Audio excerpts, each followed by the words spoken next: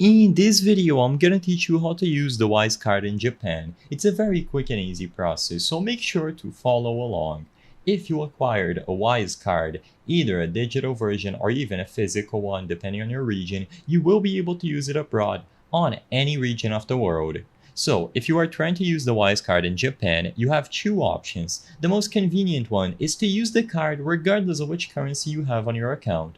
As of today, Wise has an automatic balance conversion tool. What I mean to say is that let's say you only have US dollars in your account.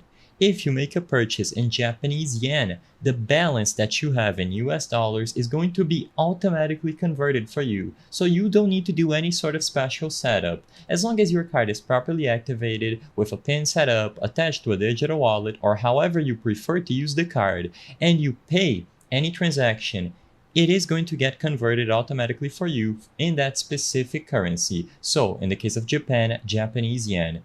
The second option that you have is creating an account specifically for the currency of the region that you are traveling to. So in the case of Japan, once again, it's Japanese yen. So from the home screen, tap the option to add a new account, and you will be able to choose to open a new balance account. Afterwards, choose Japanese yen from the list, and you will be able to load that specific account with balances necessary. This option makes it so the conversion, which is automatically done by Wise, will not take effect.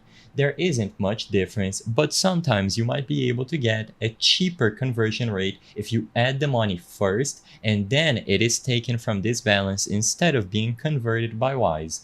Wise says that they usually go for the cheapest conversion rate possible, but sometimes if you want to prevent that from happening and you want to ensure that you always have the Japanese yen balance, just make a new account and add balance this way.